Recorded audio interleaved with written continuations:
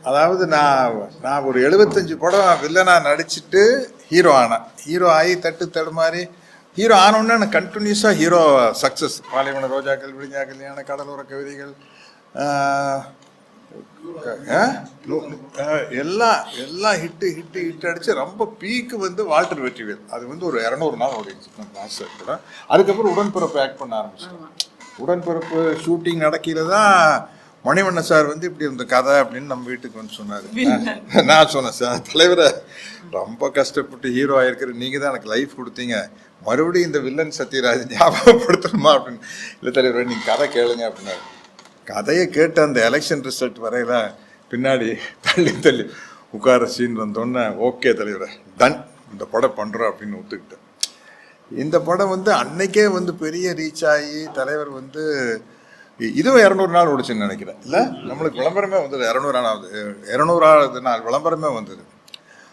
அப்புறம் தலைவர் வந்து இவங்கெல்லாம் சங்கர், செந்தில்குமார் எல்லாம் பால் எல்லாம் இருக்கிறாங்களே, இவங்கெல்லாம் கலையெல்லாம் வந்து அப்படி மின்னல் வேகத்தில் வேலை செய்கிறாளுங்க.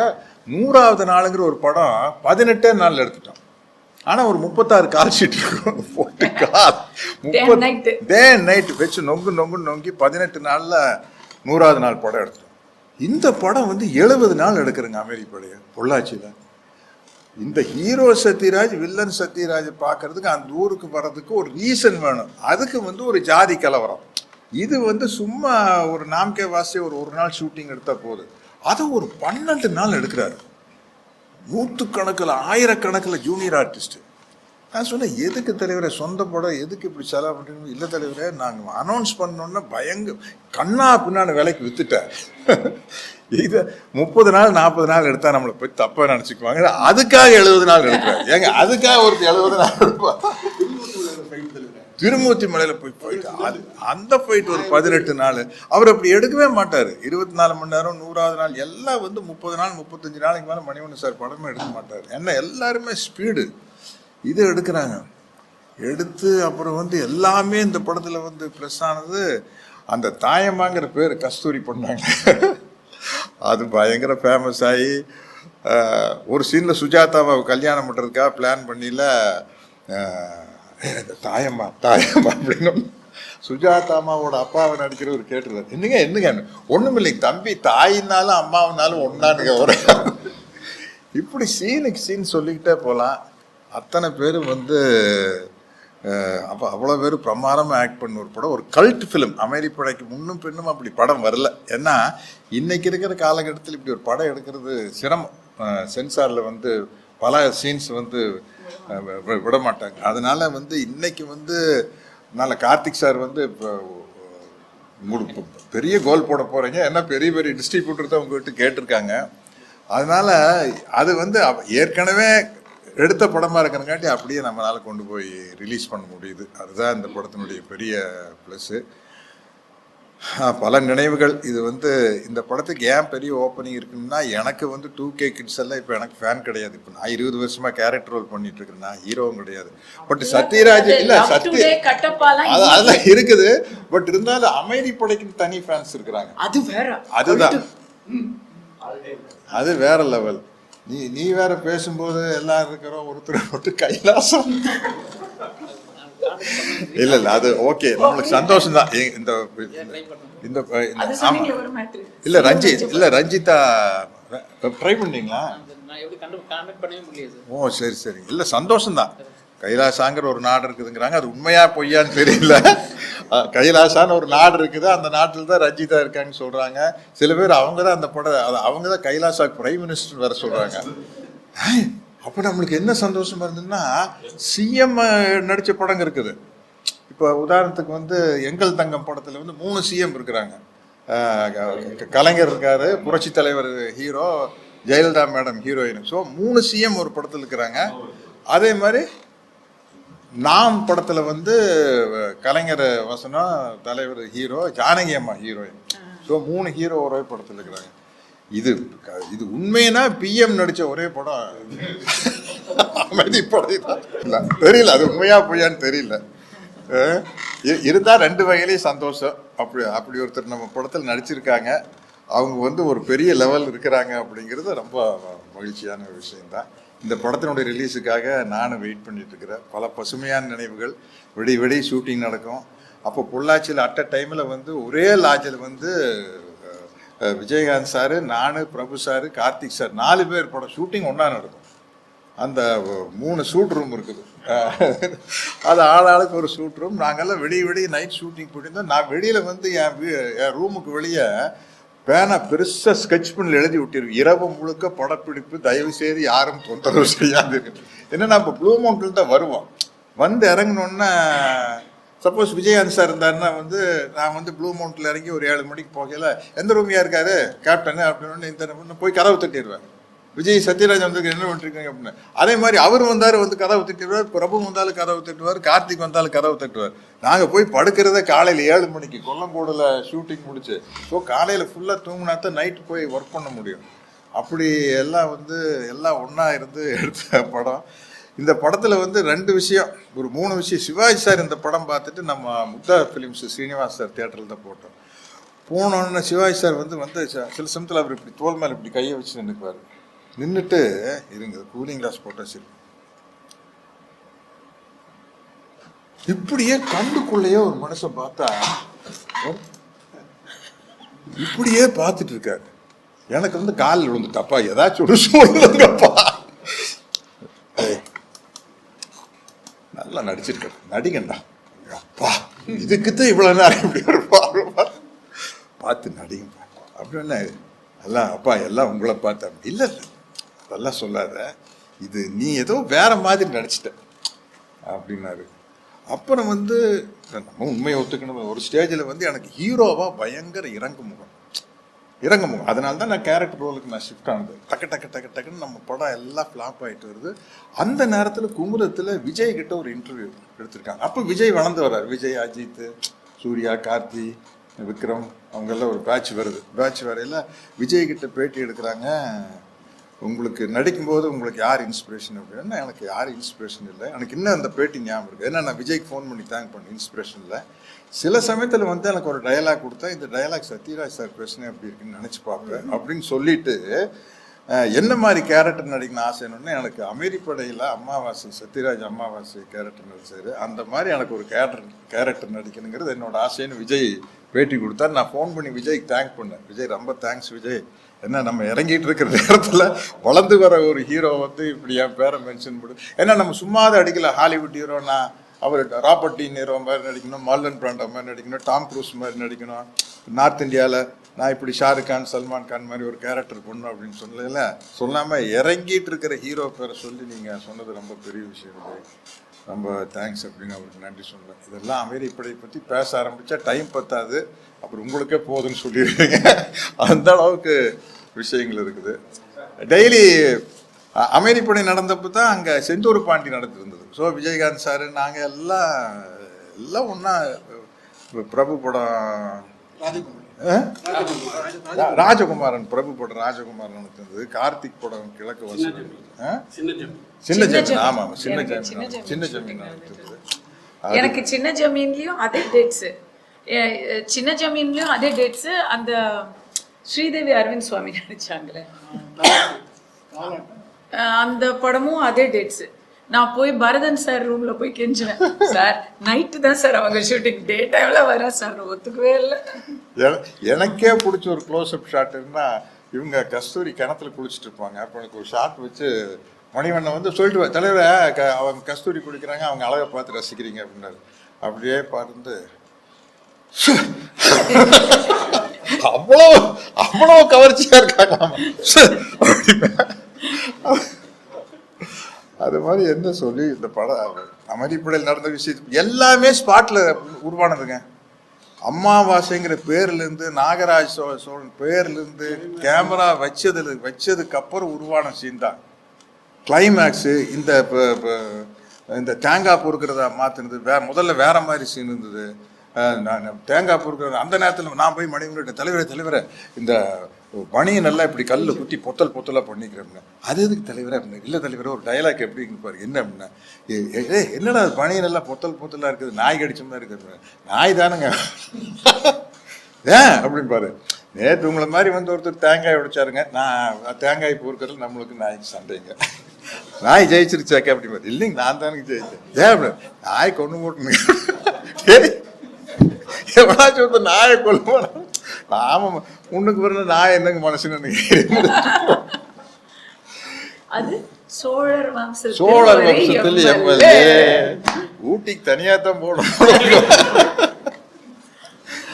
அது எலெக்ஷன் சீசன்ல சும்மா பாருங்க ஆர்ட் டைரக்டர் கலை இன்னைக்கு வந்து நம்ம என்னென்னமோ செட்டு போடணும்னு சொல்றோம். சும்மா நமக்கு சக்தி ஹோட்டல் மாடியில வச்சு சக்தி ஹோட்டல் மாடியில் தான் பெரிய வரலாறு படைச்ச ஒரு சீன் எங்கன்னா சக்தி ஹோட்டல் மாடியில் அது மாதிரி என்ன பேசிட்டே எதுங்க ஆமா அந்த கொல்லங்கோடில் ஒரு குளம் இருக்கு. அப்பெல்லாம் வந்து கேரளாவில் வந்து பெரிய பெரிய வீட்டில் வந்து வீட்டை ஒட்டியே குளம் இருக்கும். அவங்க அங்கதான் குளிப்பாங்க. இது கொல்லங்கோடு ராஜாவோட பேலஸ். அப்போ நமக்கு தெரியாது, லொக்கேஷன் போனா தானே இவர் சீன் சொல்றாரு. தலைவர் என்ன தலைவர் சீன் அப்படின்னா, நீங்க குளிக்கிறீங்க தலைவரை, நான் முதுகு தேய்ச்சி விடுறேன். தலைவரை படத்துல 3 ஹீரோயின் நீங்க தான் முதுகு தேய்க்கணும். சுகாத்தாம விட்டுருங்க, இவங்க 2 பேர் இருக்கிறாங்கல்ல கஸ்தூரி ரஞ்சிதா, இவர் எதுக்கு எனக்கு முதுகு தேய்க்கணும். இல்லை தலைவரா நீங்க குளிக்கிறீங்க நம்மளுக்கு சரி தேய்ங்க அப்படின்னா, அண்ணா நம்மளுக்கு இந்த தடவை சீட்டு கிடைக்குமா சந்தேகங்கண்ணா அப்படின்னா, அப்படியே கிடைச்சாலும் ஜனங்க யாரும் ஓட்டு போடுறதே இல்லைங்க. ஏன் முடியா நான் ஒண்ணுமே பண்ணல, அதுதானே ஏதாச்சும் பண்ணா தானே போடுவான், ஒண்ணுமே பண்ண. அப்புறம் வந்து வேட்டி முடிச்சுட்டு அண்டர் வேற கழட்டி கீழே போட்டோம்னா ஒருத்தர் எடுக்க இவ்வளவு வருஷமா கட்சியில் நான் இருக்கிற உன்னையார எடுக்க சொன்ன அண்டர் வேற அப்படின்னு. என்ன சண்டைப்பா அப்படின்னு. இல்லைங்கண்ணா நான் கட்சியில் சீனியர் மெம்பரு, உங்க அண்டர் வேற போய் அவன் துவைக்கணும்னு சொல்றேன். அப்புறம் என்ன இப்ப என்னமோ சொல்லிட்டு இருந்தீங்களே அப்படின்னா, அண்ணா சண்டை போட்டது விட்டு அடிச்சிட்டோம்னா. ஓ சண்டை போட்டோம்னா அப்ப எல்லாம் மறந்து போக அப்படின்னு சொல்லி தான் இந்த ஜாதி கலவரத்தை உருவாக்குவோம். இது சொல்லிட்டே போல.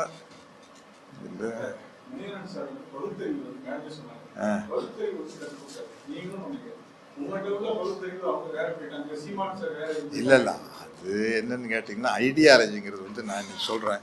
இந்த ரூம்ல எத்தனை பேர் இருக்கோம்? ஒரு 30 பேர் இருக்கும். 30 பேர் இருக்குமா? 30 பாயிண்ட் ஆஃப் வியூ இல்லையா?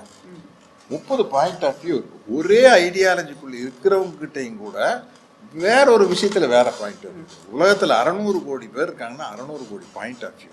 அதனால வந்து இவங்க எல்லாம் இன்னைக்கு ஒரு அரசியல்ல வந்து சீமானோ கஸ்தூரியோ பெரிய லெவலில் இருக்கிறது எனக்கு எல்லாம் சந்தோஷம் தான். எனக்கு ரொம்ப மனசு தான். ரஞ்சிதா தெரியலையா அவங்க இவங்க எடுத்து கொடுத்த கைலாசான்னு ஒரு நாடு இருக்குதா என்ன, அது எங்க இருக்குது அப்படியா தெரியலீங்க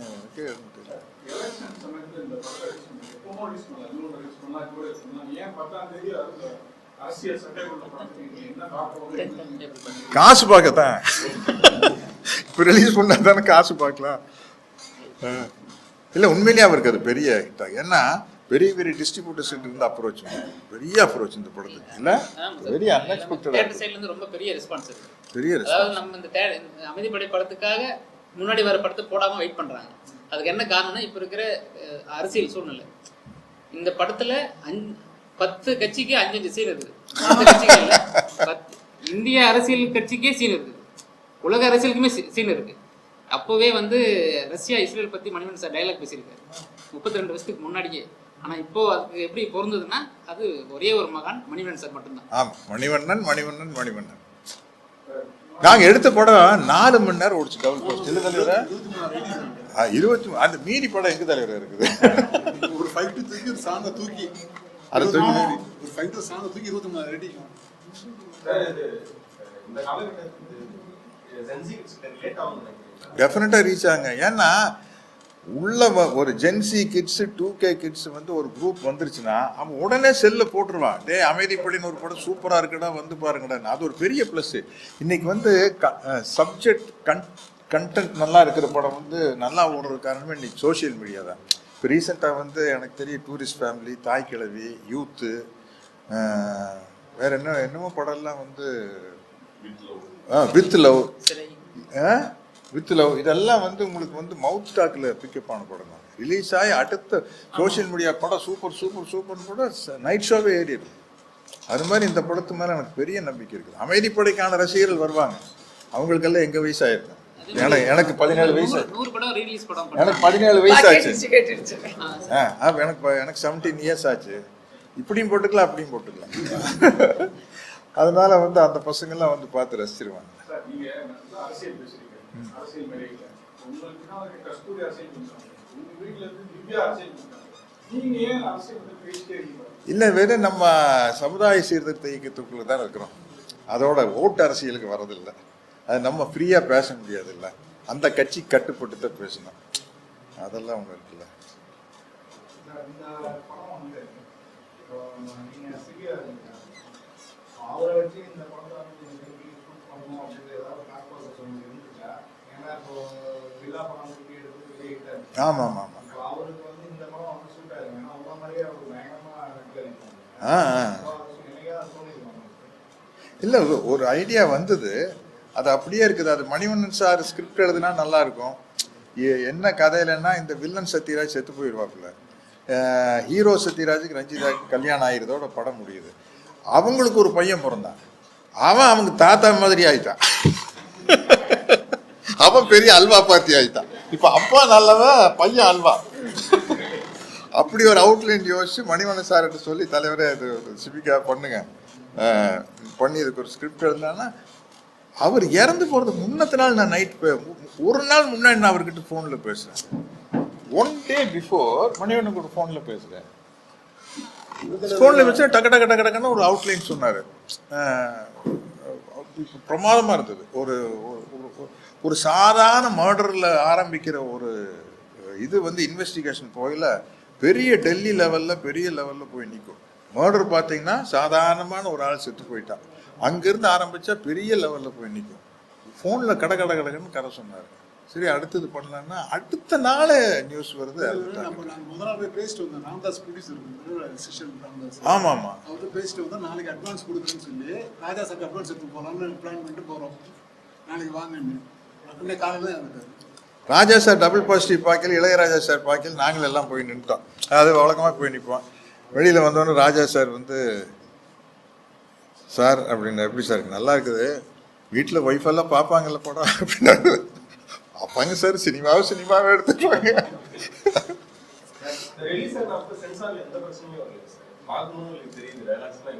பட் அப்போ வந்து இவ்வளோ ஷார்ப்பாக வாட்ச் பண்ணல. அப்போ நானும் மணிவண்ணன் வந்து இவ்வளோ வெட்ட வெளிச்சமாக தெரியாத காலகட்டம், இந்த ஐடியாலஜிக்குள்ளே இருக்கிறோம்ட்டு பெருசாக தெரியாத காலகட்டம், சோஷியல் மீடியா இல்லாத காலகட்டம்.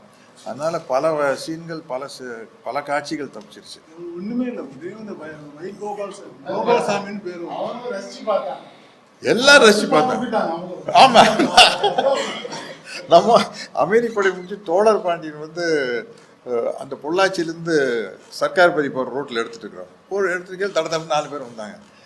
என்ன நம்ம பொள்ளாச்சி எம்எல்ஏ வந்திருக்காருங்க, பார்க்கணுங்கிறாரு. என்னடா அப்பா போச்சு, என்ன அமைதிப்படை ரிலீஸ் ஆகி ஓஹோன்னு ஓடிட்டு இருக்குது. நீ அவர் என்ன கேட்பாரு அப்படின்னு நினச்சா வந்தார், நேராக வந்தார். கை கொடுங்க, என்னன்னு எங்களை எல்லாம் நல்லா கலாய்ச்சிருக்கீங்க, ரொம்ப சந்தோஷங்கன்னு சொல்லிட்டு உட்காந்து காய்ச்சி சாப்பிட்டு போயிட்டாரு.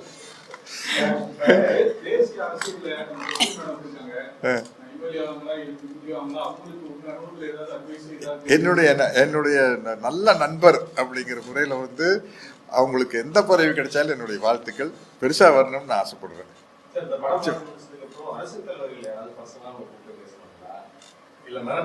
யாருக்கும் காட்டல.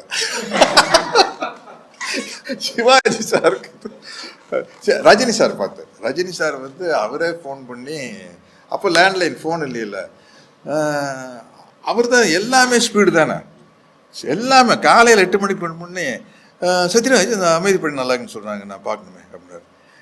சொல்லுங்கள் சார், எப்போ போகல? இப்போ காலையில் 10 மணிக்கு. இப்போ சார் எங்கே சார்? ஏதாச்சும் மேனா தியேட்டர், எந்த தியேட்டருக்காக கூப்பிடும்? ஒன்று மேனா தியேட்டர் அப்போ இருந்தது. ஃபோன் பண்ணோன்னா மேனா தியேட்டரில் படத்தை போட்டாச்சு. மணிவண்ணன் சார் சொல்லி பிரிண்ட் வந்துருச்சு. எப்போ சார் வந்துடுது? நான் ஒரு 10 மணிக்கு வந்துடுறேன் அப்படின்னாரு. போய் நானும் மணிவண்ணன் 10 மணிக்கு வர படம் ஓடிட்டு இருக்குது. இவர் லதா மேடம் உட்காந்து படம் பார்த்துட்டு இருக்கிறாங்க. தடன்னு வந்து 9:45 படத்தை ஆரம்பிச்சிட்டாங்க. ஆரம்பித்து வெளியில் வந்து 150 ப்ரிவியூ ஷோ வந்து என்கிட்ட ரொம்ப ரொம்ப போல்டாக எடுத்திருக்கீங்க, எப்படி ஒரு எடுக்கும்போது டென்ஷனாக இல்லையா அப்படின்னா, சார் ஏதோ எடுத்துட்டோம் சார். கேட்டால் நான் மணிவண்ணன் வேறு பழி போடுவேன், வேற மேலே பழி போடுவார், எங்களுக்கு தப்பிக்க இருக்க விஷயம் தெரியாது. இந்த ஆள் சொல்லி இந்த ஆள் எழுதி கொடுத்துட்டா இல்லையே பேசுகிறேன்னு அவர் சொல்லுவார். நான் சொல்லி உங்களுக்கு தெரியுமில்ல மணிவண்ணன் இப்படி தான் வில்லங்க வாழ்ந்துவான்னு சொல்லி தப்பிச்சுக்கோம் சார். ரொம்ப ரசிச்சார் ரஜினி சார், ரொம்ப ரசிச்சார். சிவாஜி சார் ரொம்ப ரசிச்சார். எல்லா ஜென்ரேஷனு சிவாஜி சார், ரஜினி, விஜய் எல்லாரும் ரொம்ப என்ஜாய் பண்ண கூட. விஜயகாந்த் மட்டும் புதுசாக ஒரு விஷயம் சொன்னார். படம் பார்த்து நீங்கள் வந்து இப்போ ஜெயிச்சு இன்னொரு ஹீரோ சொல்ல மாட்டார். அவர் விஜயகாந்த் வந்து ஆக்ஷன் ஹீரோ சத்யராஜ். நீங்கள் வந்து இப்போ தட ஹிட்டு கொடுத்து மக்கள் ஜன் பக்கம், பூவிழி வாசல், அது இதுன்னு வந்து கடைசியாக வால்டர் வெற்றிவேல் 200 days போய் நீங்கள் ஒரு பக்கா ஆக்ஷன் மாஸ் ஹீரோ ஆனதுக்கப்புறம் நீங்கள் பழைய வில்லன் சத்யராஜை ஞாபகப்படுத்தி இப்படி ஒரு படம் நடிச்சது எனக்கு உடன்பாடு இல்லை அப்படின்னாரு. உங்களை ஃபுல்லாக ஏற்றுக்கிட்டாச்சு தானங்க ஹீரோவா. அப்போ போய் நீங்கள் இதையே ஞாபகப்படுத்துனீங்க அப்படின்னு. இல்லை விஜய், நான் விஜய் தான் கூப்பிடுவேன். இல்லை விஜய் இது ஒரு கல்ட் ஃபிலிமாக ஃப்யூச்சரில் இது நிற்கும் அப்படின்னு எனக்கு தோணுது அப்படின்னா இப்போ அதே மாதிரி நின்றுச்சு இந்த படம். ஓகே.